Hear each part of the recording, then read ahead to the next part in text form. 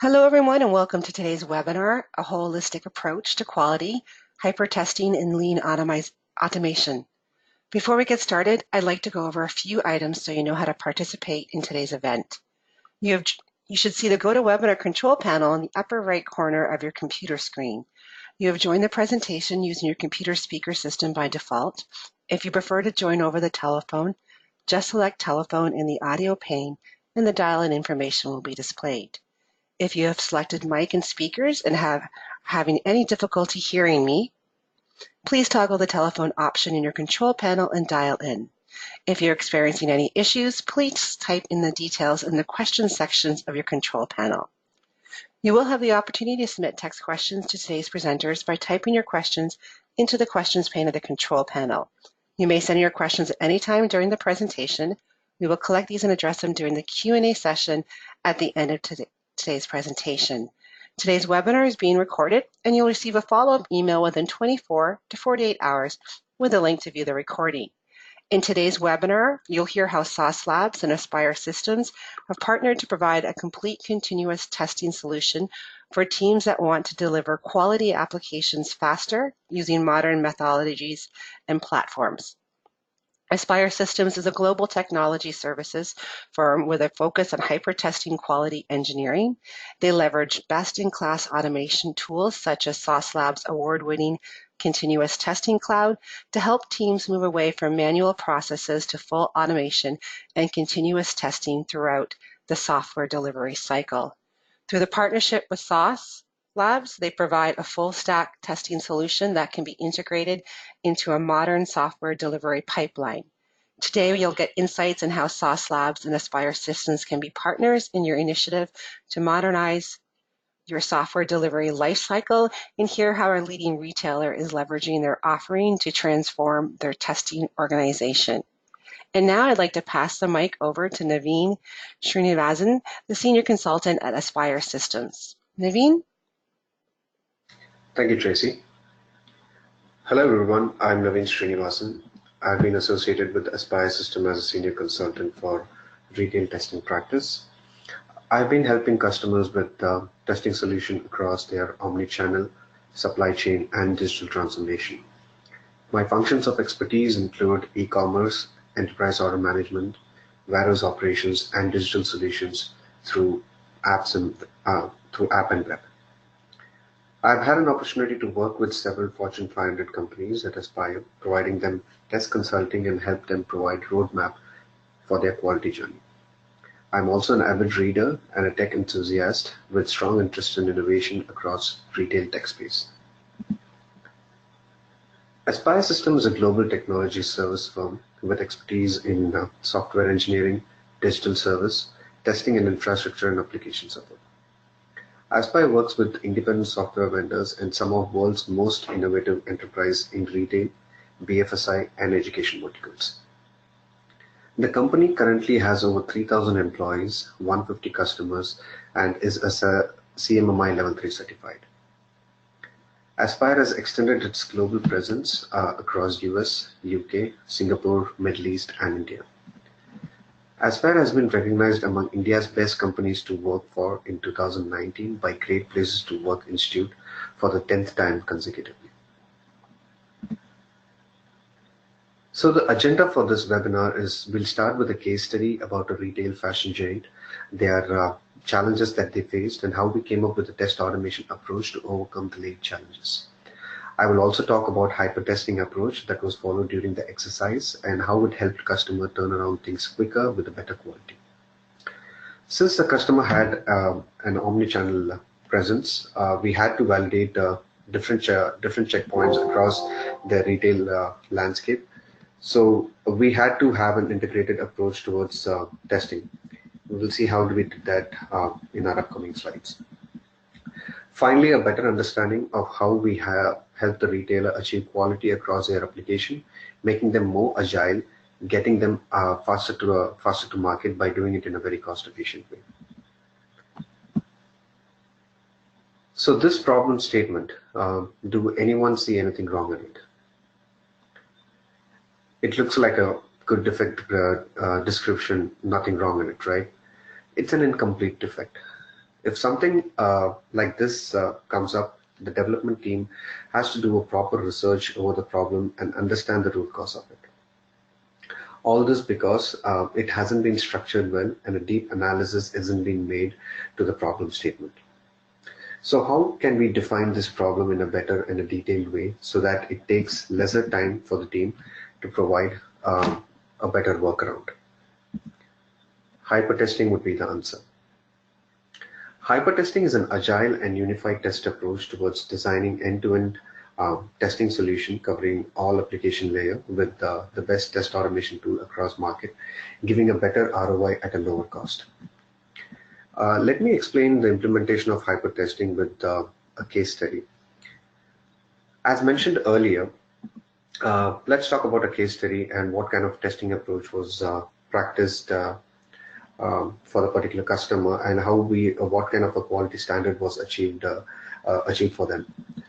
Our customer is a retail giant and has a leading brand presence across United States. They are into assortment of businesses like apparels, cosmetics, shoes, accessories with large selection of merchandise. Since it's a large business, we had more products with multi-layer of applications involved in their entire retail landscape. We at Aspire have a consultative approach followed for every client of ours to understand the business objective right and then move towards charting a better technology tool stack suited for that business. While listing out the business objectives, we understood that they were more into innovation, which catered to the millennials' buying behavior, that made them move to the digital transformation bandwagon with customer engagement being the crux of their business. There were several applications and layers for a single order to be processed, be it e-commerce followed by EOM, WMS, and then the POS system. So making sure that all systems talk to each other with the same data and information that is being passed through was the key to success here.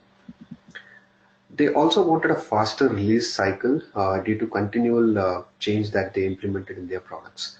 They were also wanting us to cater for different OS, browser, and devices, and also make sure that the product, just to make sure that the product behaves the same way across all platforms. Finally, a performance management tool to make sure that they aren't losing any customer due to application performance that was going to be implemented. So once we knew what the ask is for, we had to get into the existing ecosystem and look out for the changes that need to be brought to make it better. So they had a large data set with more than around 3,000 test cases that would comprise of both functional and non-functional test cases. They did not have any automation implemented, increasing their time to validate the test scenarios, which eventually led to more defect leakage. Their tool stack involved a lot of different technologies like .NET, React.js, Java, their mobile apps, and they also had multiple integrations with third-party application, which involved a lot of API calls that had to be made. With everything in place, they were working on a waterfall method, increasing the cost and time of the entire process, making it very difficult for them to move towards agile. They also lacked in innovation and technical ability to have a sound, robust, scalable automation framework that would fit their retail landscape perfectly.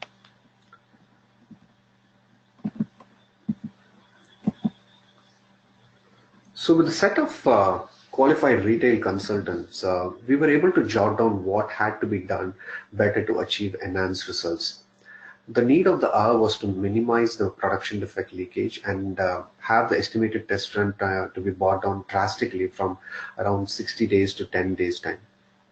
This also meant a faster feedback cycle had to be implemented to identify any showstoppers and report them in 30 minutes time. That said, testing their application in more browsers and device combination with different versions also needed to be done. Test automation had to reduce the time and effort spent by the manual test teams, focusing more on functional and core focusing more on the functional and core areas of release, and leave the rest of the test, including the performance and security, to be run by the automation tool. Apparently, the entire exercise was to bring down the testing cost and with a very low maintenance effort. How did we achieve this? Uh, we achieved this using hyper-testing. We were able to define the core business areas and having a holistic test approach to elevate the entire process from quality assurance to quality excellence. We had an integrated strategy where the test would communicate with different applications and cover the entire test from non-functional, functional, security, performance, regression. Everything would be done using just one framework. The Sprint Plus One approach had us made a really good utilization of manual resources, making their core objective to focus on functional cases and making the overall process faster and a better one.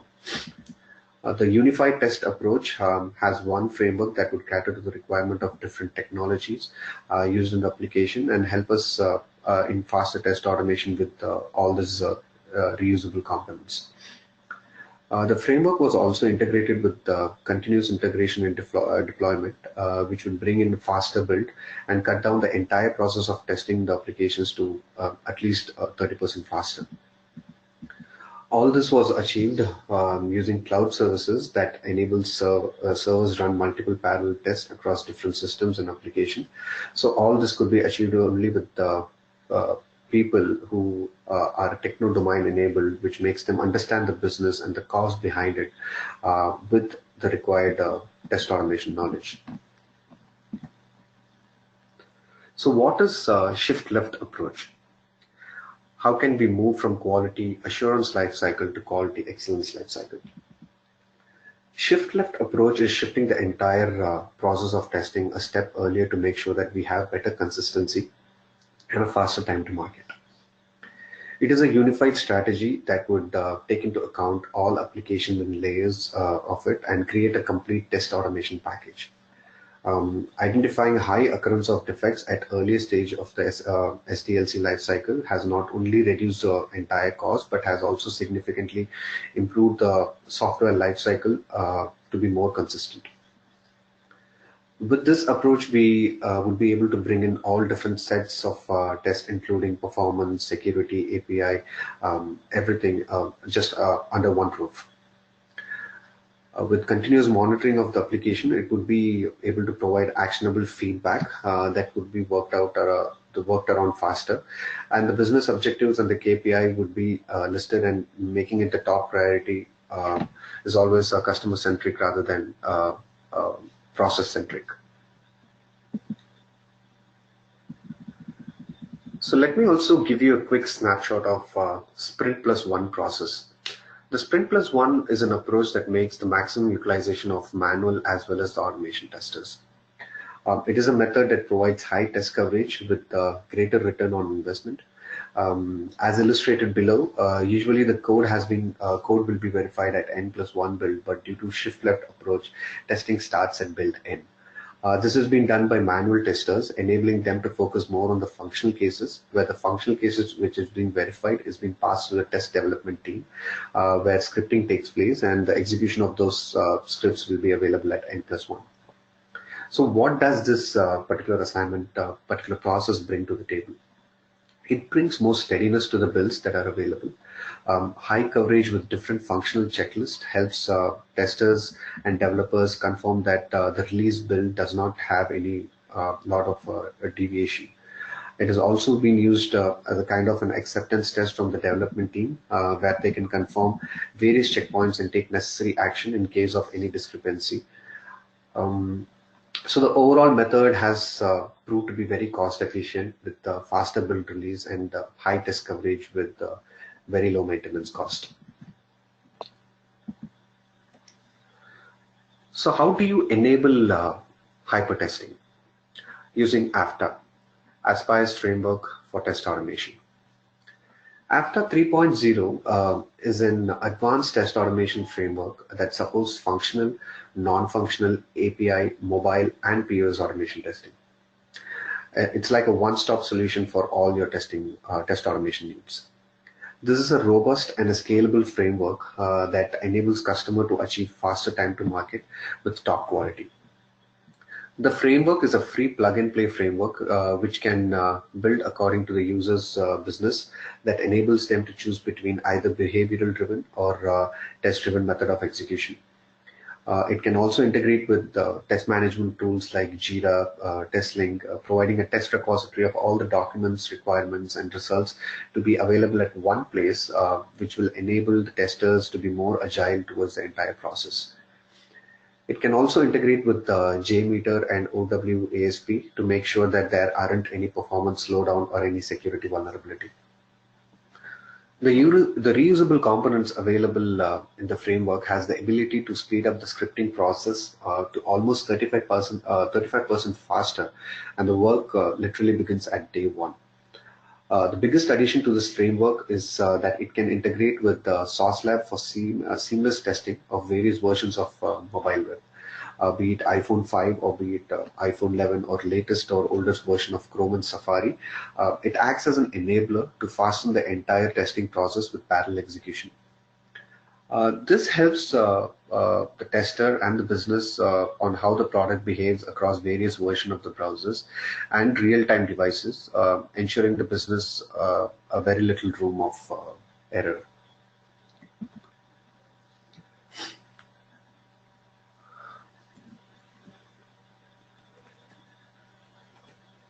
It has also been enabled with CI/CD pipeline for seamless integration.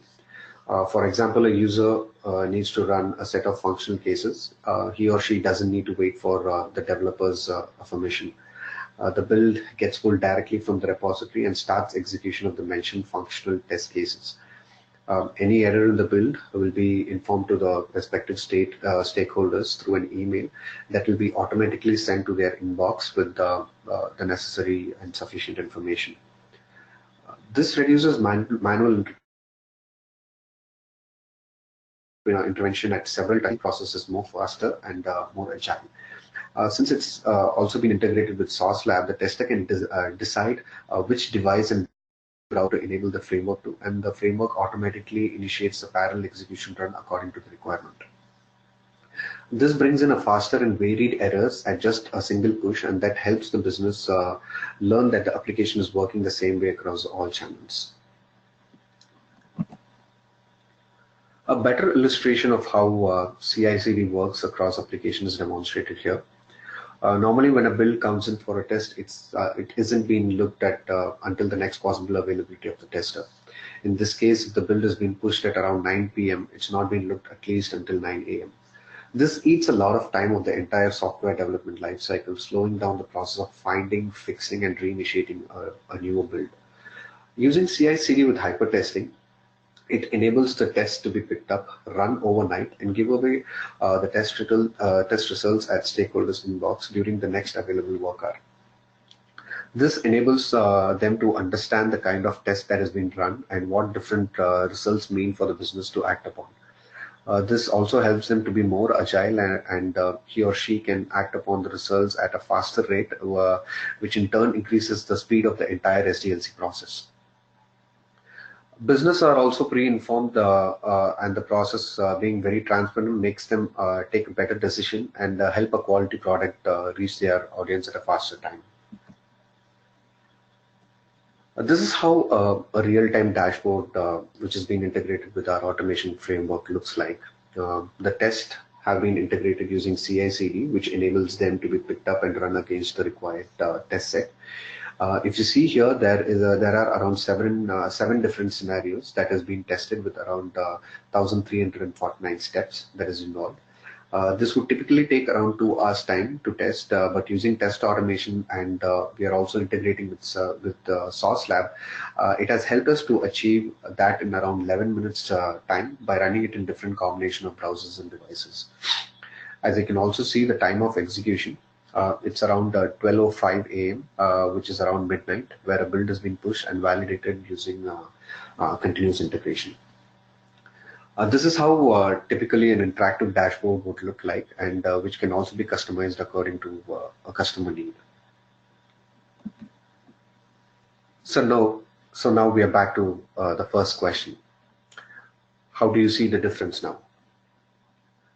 Previously, There were results, but they were a little blunt. With developers had to take a deeper look at it and recreate the entire issue to make sure that what went wrong. So now the developer has a well-informed defect with the root cause screenshots, allowing them to take informed decision. This is a result of integrating the tests across all layers of application that is available in the landscape and pointing out the exact error due to varied system changes that has been made. This gives a developer a better deep dive of the issue and making it easier for them to fix the problem in a faster and a better way. So, so the overall So the overall tangible value add to the customer would be that the test automation framework was implemented more as a quality framework instead of a quantity one. This made us achieve zero production defect due to vast coverage of tests that was run. There were several checkpoints increased. There were several checkpoints with increased coverage that has enabled the entire silos of the SDLC to act as a single unit and work on faster fixing of defects. This has also helped us to reduce the entire testing timeline, as we mentioned earlier, from 60% days to 10% days. With the integration of Sauce Lab, we were able to run around 15 different browsers and real-time mobile device combinations. With low maintenance and high quality, with the faster turnaround time, we were able to achieve a significant monetary saving to the customer as well. And of course, the intangible value is taking the customer to the podium every single year with high quality products out in the market. So right now we are exploring the integration of Sauce Labs screener towards our automation framework. So this enables development team to get faster turnaround time on code and increase build efficiency by running tests earlier in their delivery pipeline. By blending this against our framework, it will enable both testers and developers to quickly find defects and send a quick feedback with the cross browser testing. With this particular thing, the customer will benefit from a single unified testing experience that can scale instantly, while reducing the time and resource that needs to support and maintain their entire test infrastructure. Thank you for listening to me. I'm Naveen Srinivasan. Please feel free to ask any questions or write to me at naveen.srinivasan@aspiresys.com. Thank you, and over to you, Mr. Amir. Okay, thank you, Naveen. Perfect, thank you, Bill. So thank you, Naveen. That was really interesting and informational, and a lot of good statistics in there. So thank you so much. So hi, everybody. Good morning, good evening, wherever you are in the world. My name is Amir Rozenberg. I'm Director of Product Management here at Sauce Labs. And what we wanted to talk today is basically a complementary topic to what Naveen spoke about. If you use the methodologies that Naveen spoke about in combination between Aspire and Sauce Labs, what we're seeing is customers' ability to define what we call continuous testing maturity, and then identify areas how to measure and how to grow that maturity to basically have a scalable, predictable, and successful continuous testing practice. Sorry, that was a mouthful. Great. Bill, would you mind, next slide, please? Perfect. So I got a couple of topics that I'd like to cover today. Just quickly, we're going to talk about what digital engagement means and why testing and ongoing quality is at the heart of being successful in digital engagement. We're going to talk about some practices in building a continuous testing practice. And then we're going to talk about scoring a continuous test maturity and how to build the next level of maturity, how to grow your maturity based on that score. And of course, like Naveen mentioned, at the end, we can have Q&A at the end of the webinar. Next slide, please. Perfect. So everybody on this webinar have probably seen a lot of slides and a lot of talks about digital transformation and digital engagement. And this is a topic that, for me personally, I'm very enthused about this topic. I really believe in it. And what really caught my eye about this particular picture is how, through digital engagement and appropriate and targeted digital engagement, you can deliver the right set of services to the right user in the time of their convenience, right? And so, as opposed to a user going to the bank and then, you know, extracting cash to deliver to the other person who bought lunch for her, you know, this person at that point in time can go and say, okay, I can transfer some money to you using, not even typing, using voice chat, using the application. And so, you know, the ability through digital transformation to create many new and more new touch points that are highly effective and are delightful to the end user are really meaningful in whatever vertical you're in. It could be in banking, healthcare, travel, hospitality, media, and so forth. We're creating really intimate touch points with the end user, and this way delivering services that are highly tailored to their context, whether it's time, location, interest, history, and so forth. Next slide, please. And one of the examples that really inspires me personally, and I can tell you that I am a user of this technology, is Erica from Bank of America. So Erica is a voice chatbot inside the Bank of America application. There are multiple and growing number of transactions that you can conduct with Erica hands-free as you're driving, or if you're busy doing something else. You can check your account balance, you can transfer money, and so forth. What's really interesting about this is that, of course, Erica remembers you personally, it remembers your voice, it remembers the session that you're conducting right now, so the next question is dependent on the previous question that you asked. You can continue a dialogue. And all of that together creates a highly effective and delightful experience. And so if you now step back from Erica as an example, what really, in my view, Bank of America is trying to do here, they're trying to digitize the business and create a new touch point using voice via the application with the end user at their convenience, on their conditions, on the device of their choice. But what does that really mean? If you want to really dominate your vertical in terms of digital dominance, what that means is that you really need to invest in software innovation and acceleration. So it's not only, you need to, whenever Face ID is available, Touch ID, when you have credit card scanning or any new technology that really streamlines and enriches the user experience, you need to be there first. And your innovation as well, such as Erica indeed, you need to decrease the time to market, and that drives a high velocity for your teams.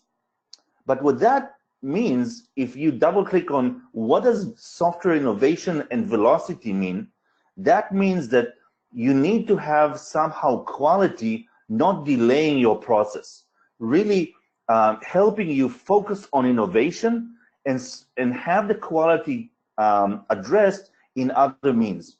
Next slide, please. However, what we're seeing as reality from the marketplace is that testing is actually a bottleneck to accelerate velocity and innovation. This is a survey from GitLab from 2018, which shows that testing, in the eyes of the survey participants, is the actual largest bottleneck in terms of achieving velocity. And this is exactly what we're seeing in the marketplace. I think Naveen referred to this a little bit. Development tools in the SDLC have had significant investment in terms of shifting left and really accelerating velocity. But it's not been the same level of investment in terms of quality tools.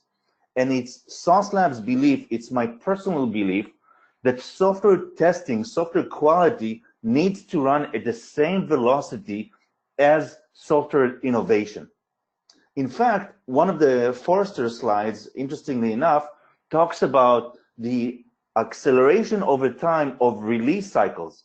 And what you see is that acceleration of release cycle has not only gone stagnant, Some organizations are actually putting more time between releases because they need to achieve the appropriate level of quality to not have defects in production.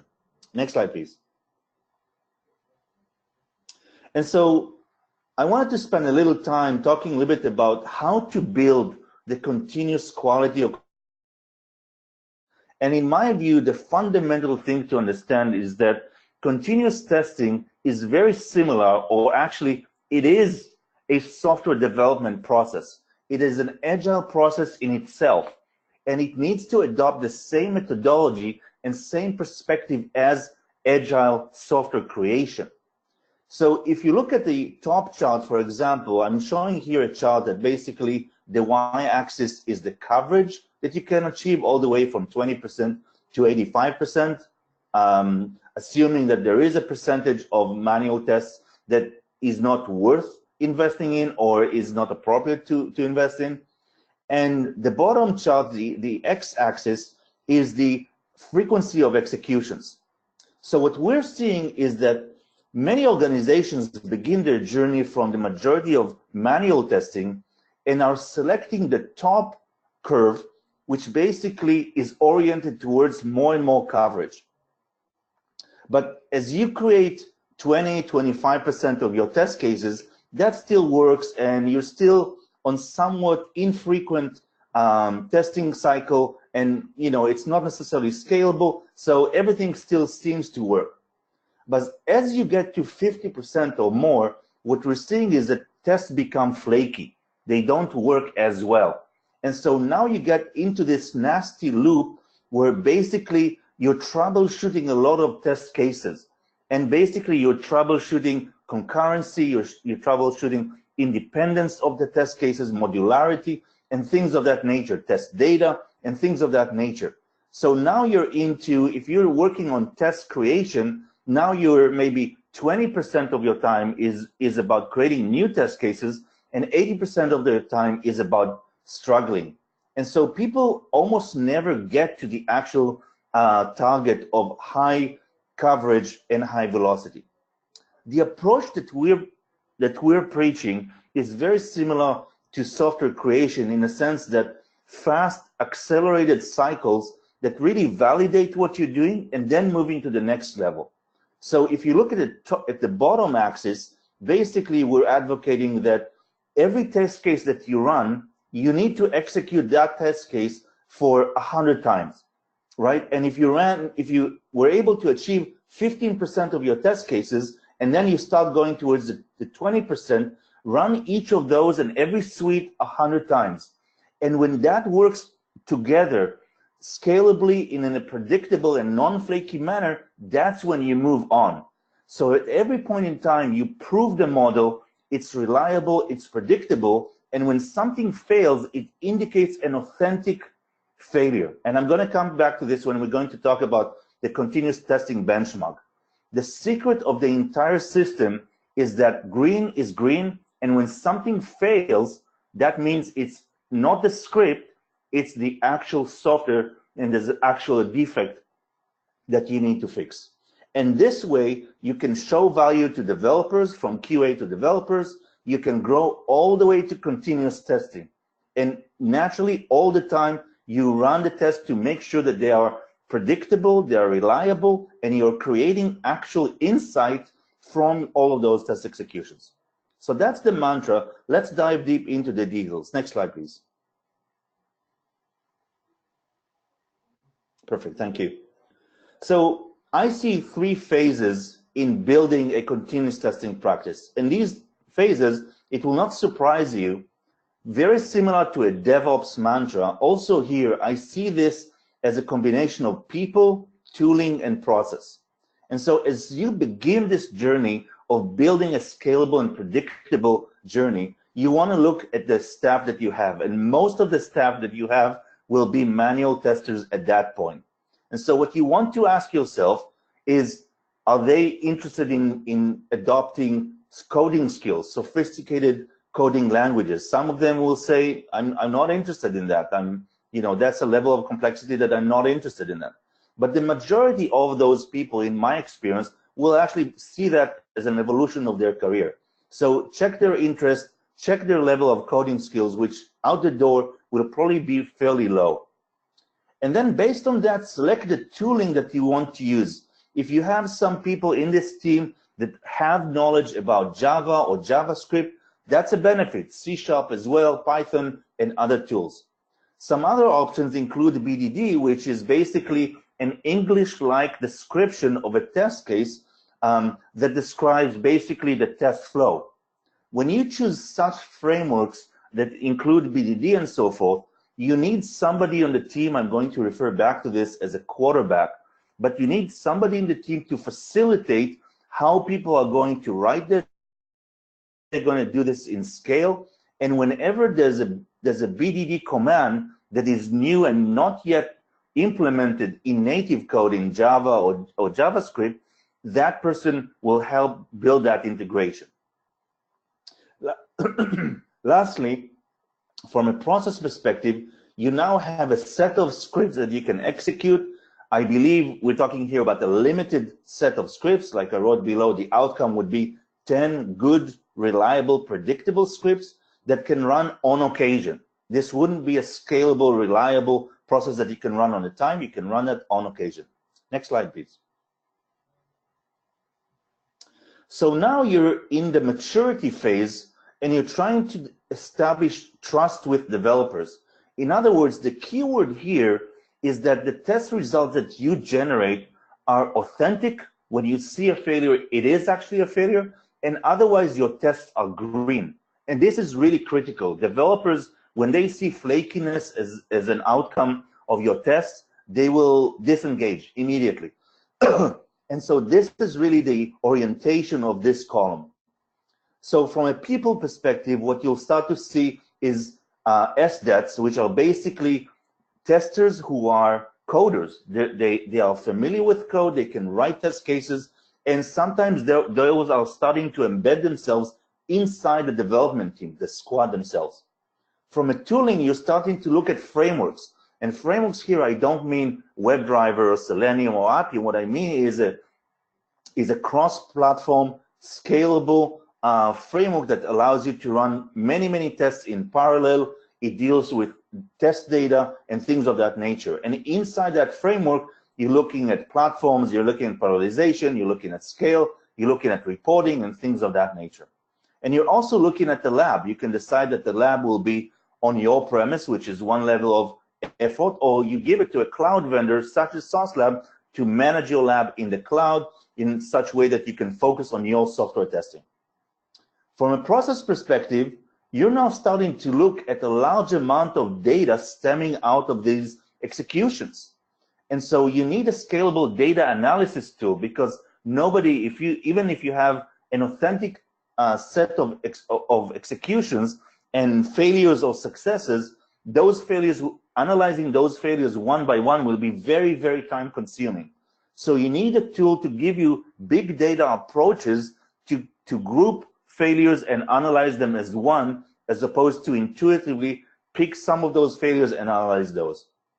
Also, you would want to wire this point to your build server, such that every commit or every couple of hours, every commit there would be a smoke test running, every couple of hours or nightly there would be a regression test, and so forth. What would be a good outcome, what to expect at this level? I would say 50% of your target coverage, very low flakiness between two executions, and a nightly regression test, maybe even a smoke test. Next slide, please. Thank you. So now we're in the continuous testing mature process. So in addition to QA and SDETs, now we have developers executing tests. What kind of tests are those developers executing? So those developers are executing native framework such as Cypress, XCUI, Espresso, and so forth, in addition to all of your executions that are happening as well. And what happens is that the wall between SDETs and QA and developers are crumbling apart. Basically, the build that a developer delivers to QA and SDETs is much better in terms of quality than it was before. You also see fast executions because now we are very motivated to give a developer a result for their commit within 2 minutes. I like to call it, before that developer can make coffee. So a headless execution is appropriate for this level because headless executions are faster. And for functional testing at the commit level, you don't necessarily need all the deep debugging and cross-browser and so forth. All that you're trying to do is functionally validate that your commit works as expected. You're also introducing at this level also non-functional testing, things like front-end performance testing, things like accessibility and so forth, not necessarily at the commit level, but possibly at the regression test and so forth, depending on the type of test. But these are now expanded coverage functions that ideally utilize the same test cases in order to achieve visibility about accessibility, about performance, and so forth. In terms of process, now you're wired into the build server. And so it's almost like testing is happening all the time. There are all the time executions. And what you need to start thinking about at this point is how do you allocate the right test to the right time when to test it. For example, I'll give you an example that I see across a large number of customers. What we're seeing is that the smoke test, initially, the hypothesis is that the smoke test completes within 2 minutes or so, or maybe within 10 minutes, let's say. So you're starting with 20 executions, 30 executions, and what happens over time is that from the requirements of new sprints, new requirements come in. And so that's smoke, and nobody is responsible to take out redundant executions from the smoke test and move them later to the regression test. And what ends up happening is that the smoke tests become hundreds of tests, right? And that becomes inefficient again because it takes a lot of time. And so my recommendation is to look at the different tests that you're running and decide whether they're appropriate for smoke tests, for regression tests, and so forth. And so from the perspective of what to expect, you're now at a high coverage, you have unit and smoke tests, you have early developer feedback, your developers are rarely spending time fixing production problems that were released months and months ago. And also what you'll also see, I believe, is that there is less churn in developers, because what happens without quality practice, developers are spending a lot of time fixing defects that were introduced months and months ago. That is a very frustrating job. If they fix defects that were introduced 2 minutes ago, that is much, much easier. Next slide, please. So to summarize this area, for example, I'm taking digital banking, it mandates accelerated software development process, but also quality process. So while many people in this industry think that, if you accelerate the sprints and accelerate the releases and use tools like Jira and other tools, you're doing the right job. If you leave quality behind, eventually you won't be able to accelerate your velocity. So automating quality activities have to happen with cloud assets, because your ability to scale, to provide data retention, to be compliant with your corporate needs, and so forth. And then enabling developer efficiency and the ability to deliver better product are so important. And so our mantra is test better. We're not saying test more. Notice this. We're saying test smarter. Test the right test cases that are important for you. Test those faster and test better. Make sure that they are reliable and scalable and independent, and they are producing the right insight to drive your analysis and defect correction. Next slide, please. So we talked here a little bit about the practice of building continuous testing, and Sauce Lab has this diagram that you can see here, which talks about looking at maturity. How mature are you in building this practice? And you're probably familiar with the idea of maturity in any practice that you do. It's a set of stages and the type of activities that you do during those stages. And we've got culture, we've got strategy, and so forth. And all the way to the right, you're in continuous testing. Next slide, please. But effectively, what our customers are asking us is, what does good actually look like? So for good or bad, our customers are very pragmatic. Give me some metrics. It's not just a qualitative measurements of what type of activities I'm doing. I want some metrics that I can actually work on, that I can actually measure a team, or I can measure the organization and say, this is an area that I could improve on and I want to invest in. Next slide, please. And so I would argue, Bill, give it another click. I would argue that Sauce Labs is in a unique position. Yep, Sauce Lab is in a unique position to provide you this insight, because we have a large and diverse set of test cases from many, many customers in many verticals, and we have a large set of data, and we have the ability to analyze this data for your benefits. Next slide, please. And so we came up with the first industry continuous testing benchmark. That benchmark can be analyzed by a team in your organization, where you can go to one team and say, hey, you're probably a little bit more, just introduced to continuous testing. Let me help you in these areas. Or to the entire organization to analyze where you can improve. Let's go in and take a look at each of those metrics. Next slide, please. So the first one, and I would argue probably the most important one, is test quality. So we give 50%, we give 0 score for a test that naturally is 50-50 on its flakiness. So basically, you might as well save time and flip a coin to determine if the functionality tested by this test case will pass or not. We advocate that 90% confidence in the test pass-fail rate is the target that you should strive for, and that score gets 100 score from us.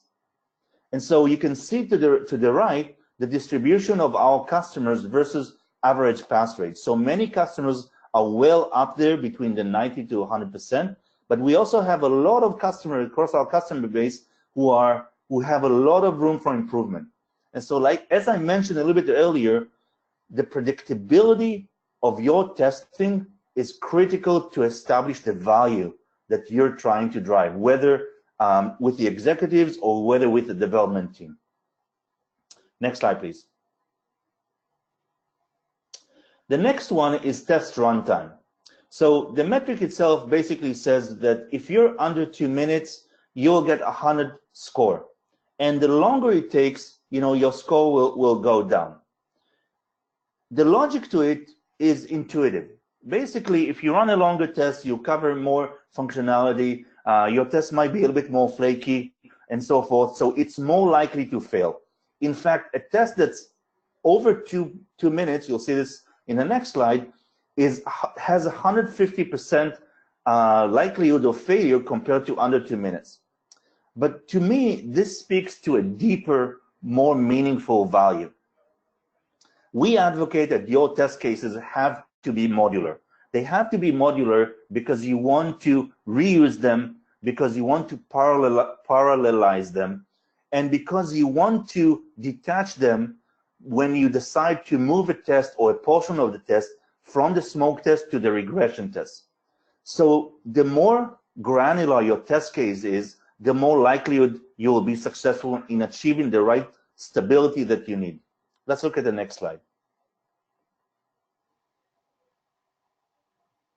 So as I mentioned earlier, if your test is between 2 to 7 minutes, it's got 150% likelihood to fail compared to a test under 2 minutes. And that makes sense, that's intuitive, but my appeal is, try to make your test cases as modular as possible. You can always tailor them one to another and reutilize the driver, but be cognizant that test cases have to be scalable and reliable.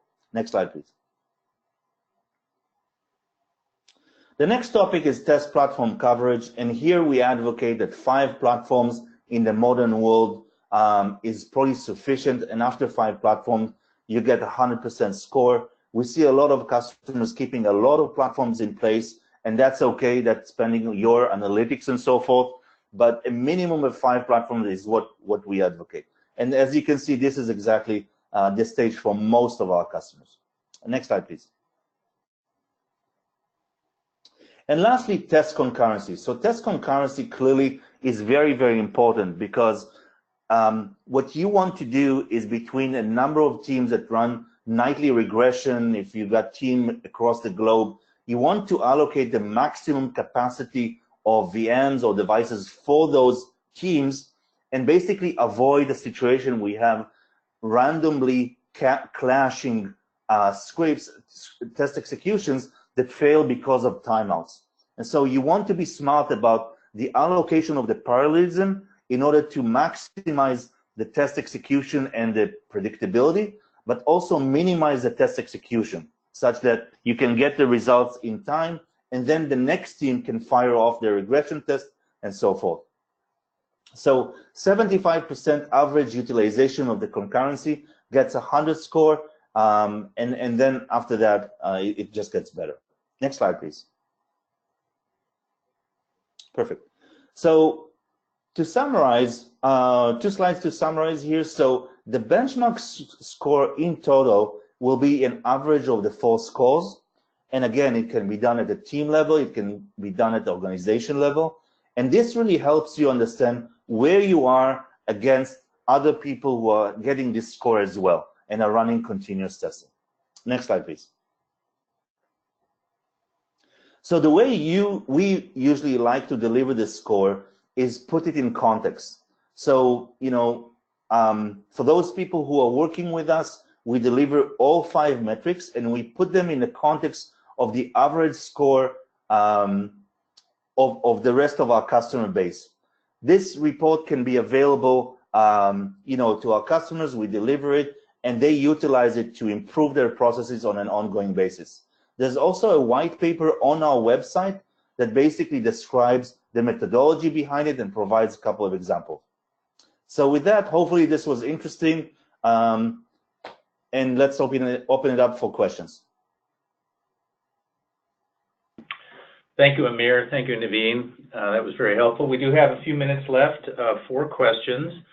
So let me open it up with you, Amir, by asking, doesn't granularity in test cases cause maintenance time to increase?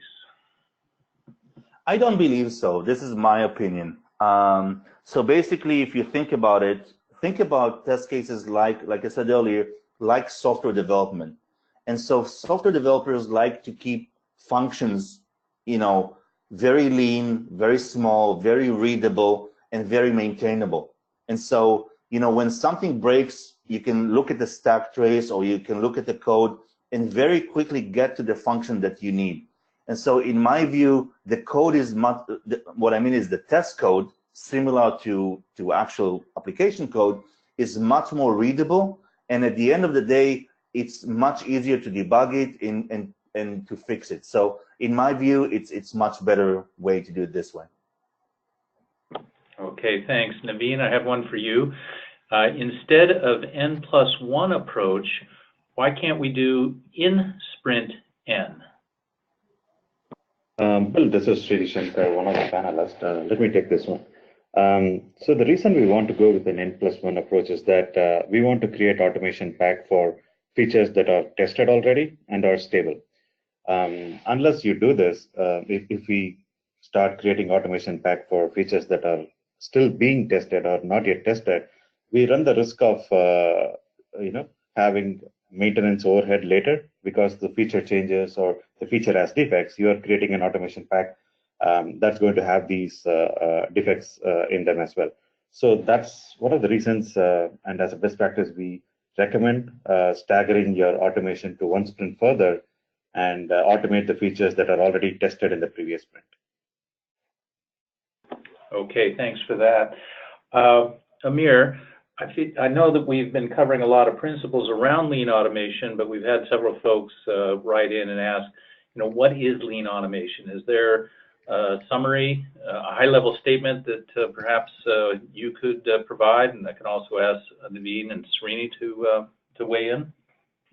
Yeah, in my view, lean automation means that you have a very focused scope on the agenda, on the target of the test.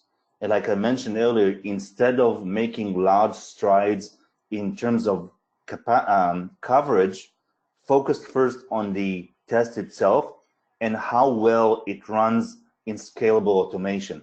So increasing the frequency of execution to a degree that it's reliable and predictable is more important, in my view, than achieving high coverage. So that's what I mean with lean automation. Great, thank you. Naveen, Srini, do you have anything to add to that? I think what Amir said is 100% correct. So the main objective should be to create something first and make sure that it works better and works faster, and then build on top of it. So it's an iterative process. Okay, thank you. So for the Aspire team, we did have this question pre-submitted and all submitted in the presentation, but it's how do you control the state of the data? As you move through time, the data used by other testers will change. A test needs constant data condition. Well, from a testing standpoint, it is always a best practice to have complete data. Avoid any kind of data dependency, because you may run a couple of tests, grouped together at one time, and all you have to do is just create the set of test data that you need right before the test as part of your setup process. We could use API calls if that is an option to create data just before the test is triggered. And at the end of the test, you could probably use a restoring function to set the data back to its original state. So by that way, every test would have its own set of data that is not being used by any other tester. So it's really important for test automation packs to have complete data isolation. That's what I would recommend. But in case where you're required to use data that is already available in the system, we may incur a bit of maintenance effort and have all these challenges come up. So I would recommend having isolated data for all your tests. Okay, thank you. So we've got time for 2 more questions. Amir, Michael asked, do you recommend the QA test be checked in as part of the build in the same repository or run separately from the build? My recommendation and what I usually see is that the test code is in a separate repository, and it's checked in its own page. So your software development for the test code has its own cadence and its own process. Teams, advanced teams that are developing test code while with the development team at the same cadence, they do their own commits, right, all the time. Sometimes even developers do their own commits. And so it might happen, actually, could somebody mute? I'm getting interference. It might happen that, you check in test code and application code at kind of the same time, but that's very rare, and those are independent of one another. So I would say separate repo, and the commit can happen at any time, uncoordinated with the application code. Okay, thank you. Well, I'll go ahead and wrap this up with an answer to one question, and that was whether or not the AFTA 3.0 was open source. It's built with open source tools, but is available to those who engage with Aspire. So if you have any more information, or if you want more information about that, there'll be a brief poll at the end of this webinar, and you'll be able to indicate that you'd like to learn a little bit more. So with that, I'd really like to thank Naveen and Amir for their time today, for all of you for taking an hour out of your day to learn a little bit more about continuous testing and hyper testing.